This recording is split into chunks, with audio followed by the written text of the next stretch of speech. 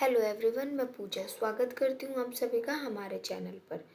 देखिए, यहाँ पर हम लीगल जीके के कुछ इम्पॉर्टेंट टॉपिक को पढ़ने जा रहे हैं। अब आप सोचेंगे कि लीगल जीके या करंट पढ़ना क्यों ज़रूरी है। जो भी अपकमिंग एग्ज़ाम आ रहे हैं, जैसे छत्तीसगढ़ आ रहा है या फिर यूपी, बिहार और इवन हिमाचल में भी अगर इंग्लिश में आर्टिकल राइटिंग आता है आपका, तो वो किसी भी टॉपिक पे पूछा जा सकता है। इम्पीचमेंट प्रोसेस पूछा जा सकता है। तो जो आज का हमारा टॉपिक है वो है जजेस एंड करप्शन। आप मुझे एक बात बताइए, इन पर्सनालिटी से अगर आप न्यूज़ से अपडेटेड रहते हैं तो आपको पता होगा, अगर नहीं है तो मैं आपको बताती हूँ। अभी सीजीआई ने यहाँ पर ऑर्डर दे दिया है इनके खिलाफ प्रोसीडिंग स्टार्ट करने का। हुआ क्या था, at the time of Holi इनके घर में आग लगा। जब इनके घर में आग लगा तो वहाँ पर 50 करोड़, मतलब 50 करोड़ कैश इनके घर से चलते हुए पाया गया। ऑब्वियसली 50 करोड़ कैश एक जज के घर पे, जिसका वो अकाउंट नहीं दे सकते, जिसके बारे में वो नहीं बता पा रहे हैं कि ये पैसा उन्होंने कहाँ से अर्न किया, कहाँ से पाया, तो उसके खिलाफ ऑब्वियसली एक करप्शन मनी है। क्योंकि अनअकाउंटेड मनी को हम प्रिज्यूम कर लेते हैं। प्रिवेंशन ऑफ करप्शन एक्ट जब आप पढ़ेंगे तो प्रिज्यूम किया जाता है कि unaccounted money is acquired from the corruption. तो अब यहाँ पर हमारे law as a law student के प्रोस्पेक्टिव से ये क्या इम्पोर्टेंट है और ये टॉपिक में से हमें क्या क्या चीज़ें करनी चाहिए, चलिए चलते हैं। देखिए, 3 मेजर क्वेश्चन रेज होते हैं। अगर किसी जज के घर से अनअकाउंटेड कैश मिलता है, रिकवरी होता है, तो क्या उसके अगेंस्ट सीधा एफआईआर लॉन्च कर ली जाती है और क्रिमिनल इन्वेस्टिगेशन स्टार्ट हो सकता है। मतलब मेरे कहने का, सीधा आपसे पूछने का यहाँ पर पहला क्वेश्चन आपसे ये है कि क्या जजेस के अगेंस्ट डायरेक्ट एफआईआर हो सकता है। मतलब जैसे एक सिंपल आदमी के खिलाफ, फॉर एग्जांपल आप मेरे खिलाफ या कोई भी XYZ के खिलाफ एफआईआर लॉन्च करवाते हैं, अगर वो कॉग्निजेबल ऑफेंस कमिट करता है तो क्या एक जज के खिलाफ भी सीधा एफआईआर हो सकता है, क्रिमिनल इन्वेस्टिगेशन स्टार्ट कर सकता है एक पुलिस ऑफिसर। दूसरा क्वेश्चन, क्या जजेस भी पब्लिक सर्वेंट होते हैं। क्योंकि अगर पब्लिक सर्वेंट होते हैं तो आप सबको पता है कि उनके खिलाफ क्रिमिनल प्रोसिक्यूशन स्टार्ट करने से पहले सैंक्शन लेना होता है। अगर वो पब्लिक सर्वेंट हैं तो कौन अथॉरिटी, कौन कंपिटेंट अथॉरिटी है जो वहाँ पर सैंक्शन देगा उनके खिलाफ क्रिमिनल प्रोसीडिंग चलाने का। ये मेजर इशू उठते हैं। सबसे पहले हमें इनका सॉल्यूशन करना पड़ेगा।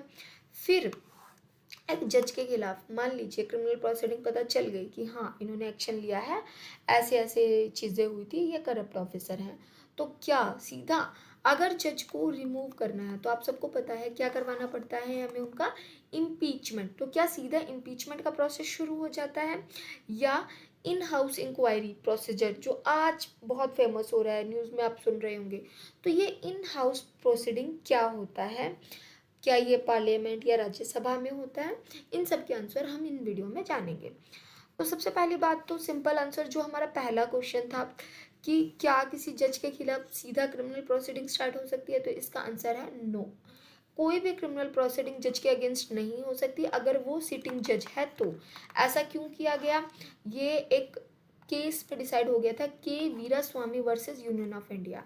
ये क्यों किया गया, देखिए जजेस की जो पोस्ट होती है उनका डेली का काम है कोई ना कोई डिसीजन देना। कुछ एग्री होंगे, कुछ एग्री नहीं होंगे उनके कंडक्ट से, उनके काम से।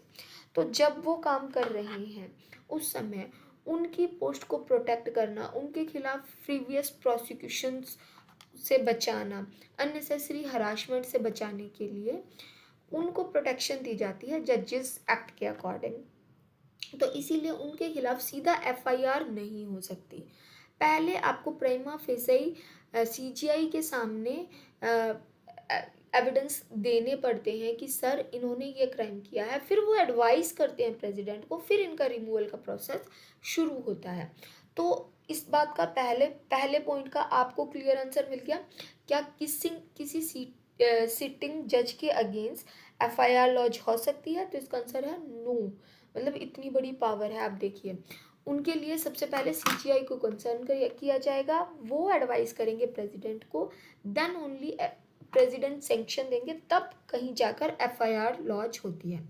और ये क्यों होता है, मैंने आपको बता दिया, उनको प्रोटेक्ट करने के लिए, प्रीवियस प्रोसिक्यूशन से उनको बचाने के लिए, उनको अननेसेसरी हरासमेंट से प्रोटेक्ट करने के लिए सबसे पहले आपको प्रेसिडेंट की सैंक्शन लेनी पड़ती है। अगला क्वेश्चन, क्या जजेस पब्लिक सर्वेंट होते हैं according to prevention of corruption act? तो वीरास्वामी जो अभी हमने केस पढ़ा है ना, के वीरास्वामी, इसी केस में ये क्वेश्चन डिसाइड किया गया था कि यस, जजेस are also public servant, but इनको रिमूव करने के लिए क्या प्रोसेस होगा, हु कैन रिमूव ए जज?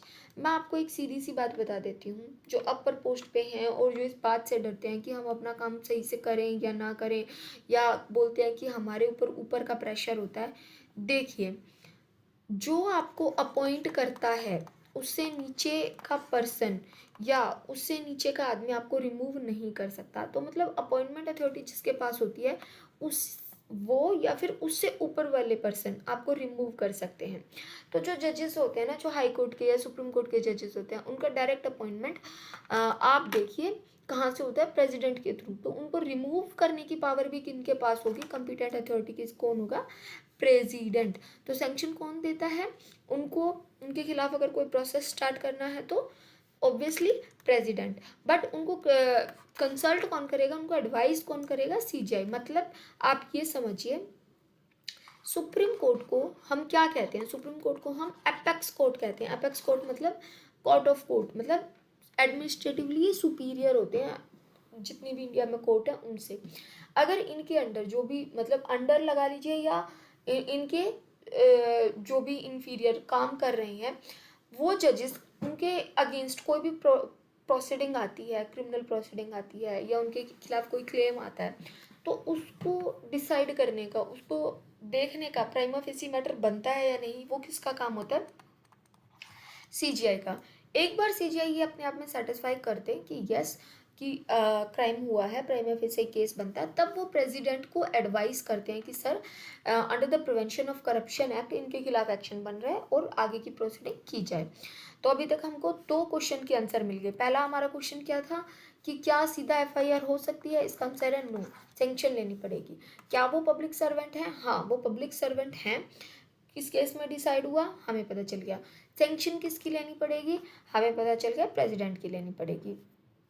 क्या जो सीजीआई ने यहाँ पे एडवाइस दिया था प्रेसिडेंट को रिमूवल के लिए, क्या वो बाइंडिंग होता है, वो मतलब उनको मानना ही मानना पड़ेगा?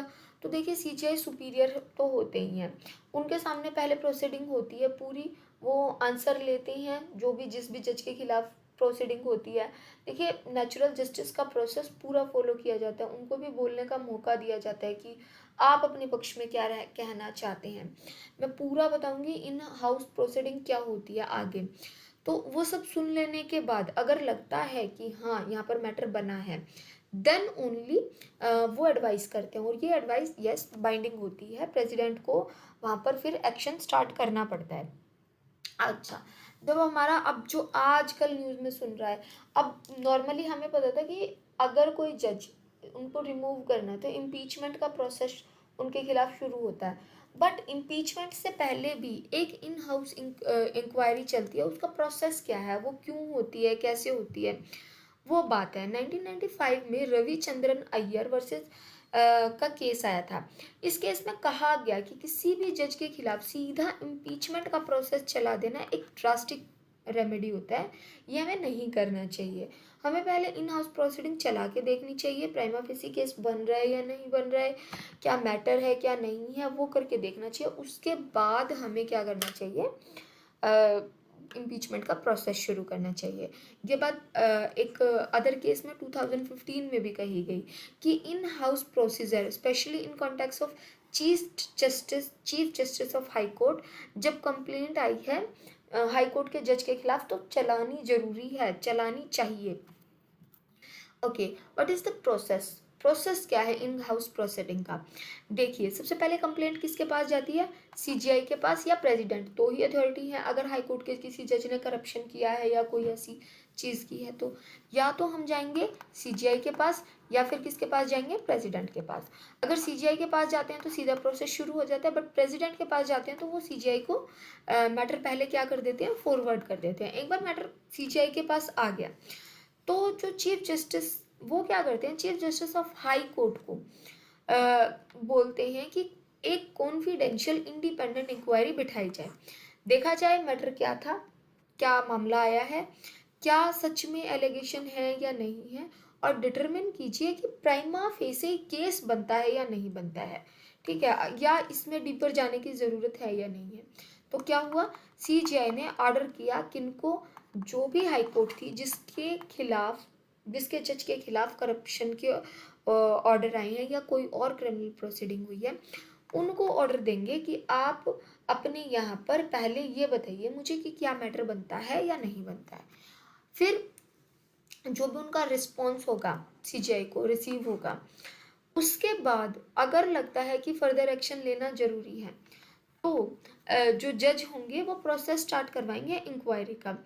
और जब तक ये प्रोसेस चल रहा है, जो जो भी जज थे, जैसे अब जस्टिस यशवंत वर्मा जी थे, उनसे सारा काम सस्पेंड करवा दिया गया था, उनको कोई प्रोसीडिंग नहीं दी गई थी, वो मैटर नहीं सुन रहे थे, उनको आप सबको पता है सस्पेंड कर दिया जाता है, थोड़े टाइम के लिए ट्रांसफ़र कर दिया जाता है, तो वो कर दिया जाएगा। उसके बाद chief justice of high court को अगर लगता है, उनसे मांगते हैं वो चीफ जस्टिस की कमेंट दीजिए कि क्या ये केस बना है या नहीं बना है, या आपका क्या व्यू है। उनसे वेरिसिटी ऑफ एलिगेशन के रिलेटेड जो भी जज हैं उन कंसर्न जज से भी मामला पूछा जाता है। अब यहाँ पर दो ही बातें होंगी, या तो मामला बन रहा होगा या मामला उनको लगेगा कि एलिगेशन फॉल्स थे।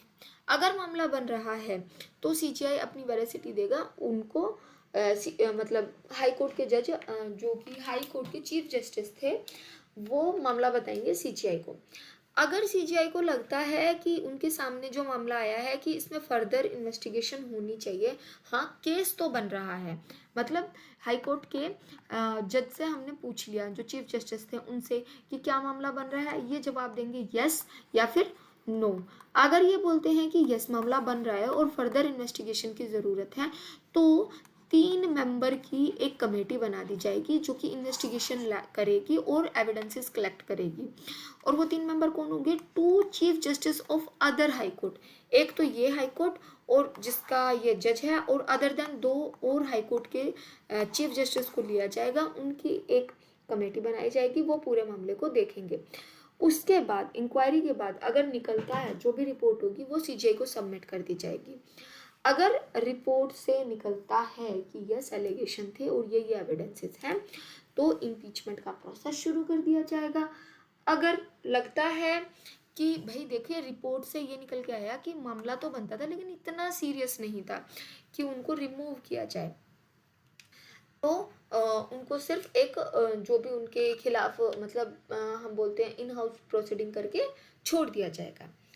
बट अगर लगता है कि रिमूवल होना चाहिए, रिकमेंडेशन है कि जज को निकल देना चाहिए, तो उनको फिर 2 चीज़ें एडवाइस की जाती है कि या तो आप खुद रिज़ाइन दे दीजिए या वॉलेंट्रली रिटायरमेंट ले लीजिए, मैटर होगा, क्योंकि एक सिटिंग जज के खिलाफ क्रिमिनल प्रोसीडिंग स्टार्ट नहीं होगी, उनको रिटायर किया जाएगा, उसके बाद क्रिमिनल एक्शन होंगे और फिर प्रोसीडिंग पूरी स्टार्ट होगी।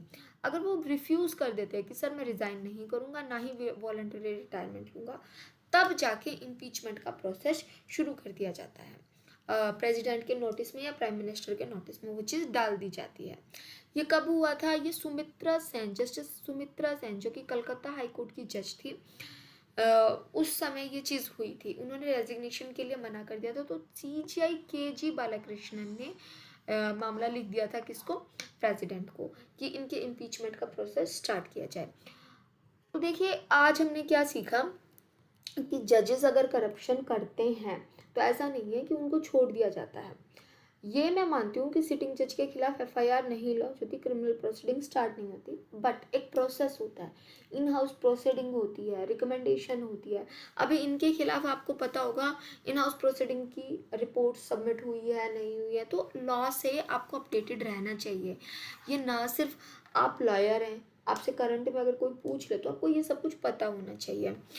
तो अगर आपको काम पसंद आता है तो सब्सक्राइब कीजिए चैनल को। Thank you so much.